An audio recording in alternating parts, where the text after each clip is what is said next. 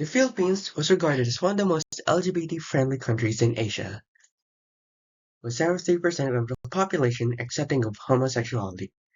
Aside from that, homosexual activity is legal, queer people can serve in the military, albeit openly, there's gender-affirming care, and there are certain anti-discrimination laws in place in some regions as well.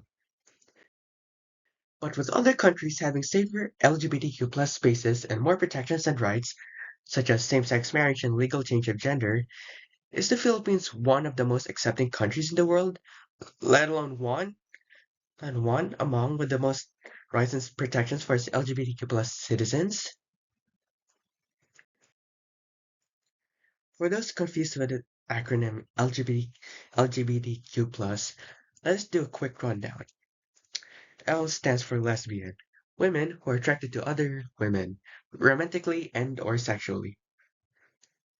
G stands for gay. These are men attracted to men, same as before. B stands for bisexual. These are people attracted to both men and women or just two genders in general. T stands for transgender. People whose gender identity do not match with the sex they were born as. Some people born female may actually be of the male gender. Other people born male may actually be of the female gender. Biological sex is essentially different from one's internal gender, which is the basis of gender identity. Q stands for queer. It is the umbrella term for people who are neither cisgender, whose gender does align with their sex at birth, nor heterosexual, attract, or attracted only to the opposite gender. Aside from lesbians, gay men, bisexuals, and trans people, non-binary, intersex, asexual, pansexual, aromantic, and gender-fluid people also belong to this category essentially. We'll save all those identities for another time. The Trevor Project published a 2024 report on LGBTQ plus mental health and risk and protective factors, which sampled 5,515 LGBTQ plus young people from the Philippines whose ages ranged from 15 to 24. Here are the following summary statistics.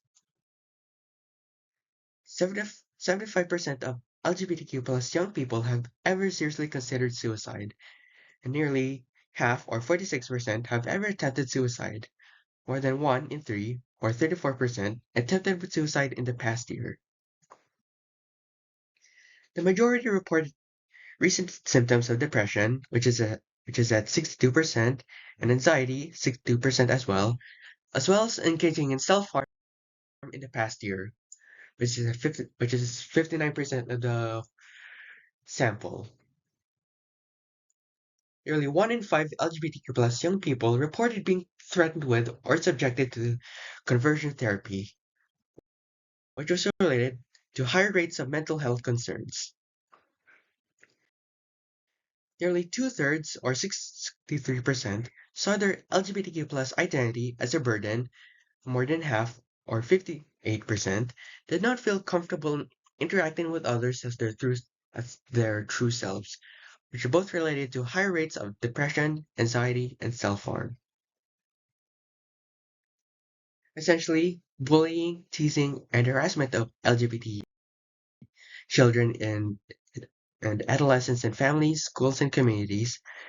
Media portrayals of LGBTs as frivolous, untrustworthy, and even dangerous or predatory, denying transgender Filipinos entry into commercial establishments, pigeonholing LGBT Filipinos into particularly limited roles and occupations, or curtailing their rights to participate in the political sphere, as listed in the article from the Psychological Association of the Philippines.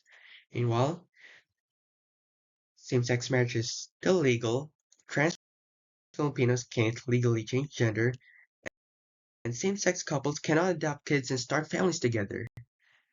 Despite this, our country is still regarded as one of the most LGBT-friendly in Asia, with the majority of the population who are more or less accepting of homosexuality.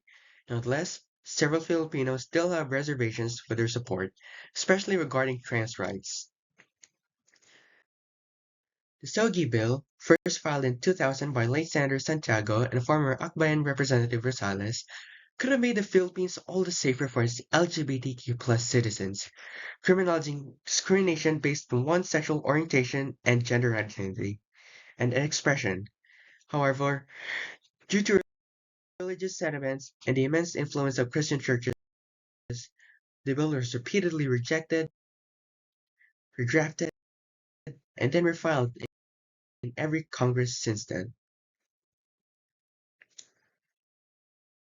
For queer people, feeling affirmed in their own identities, living living in an accepting community, receiving helpful therapy, and developing healthy coping strategies are all associated with lower rates of mental health concerns.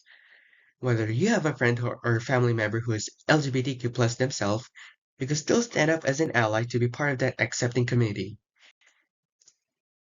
It all comes down to three qualities: be accepting, take action, and have humility. Being accepting towards LGBTQ plus individuals is practically self-explanatory, which is about the same as being accepting and respectful towards people of different cultural backgrounds. Taking action meant educating yourself about LGBTQ plus issues and confronting interpersonal and systemic biases. Doing so means having to face certain challenges yourself, but it will do wonders not just for a community or for your friend or loved one, but also for personal development. While not as important, being humble involves trying to learn about LGBTQ plus issues from members of the community out of pure human decency rather than performing allyship to make a good impression. In other words, you need to reevaluate your intentions and learn to listen more and talk less in discussions of LGBTQ plus issues. Luckily, there are tons of books, articles, YouTube videos, and forums from which to learn more about those LGBTQ plus issues. And you can become more accepting if you keep seeing positive portrayals of LGBTQ plus individuals in the movies you watch and in the video games you play.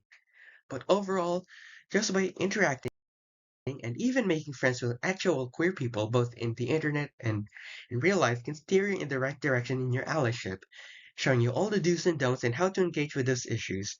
Because because let's be honest, who can know who can better know what it's like to be gay or trans than gay people and trans people themselves?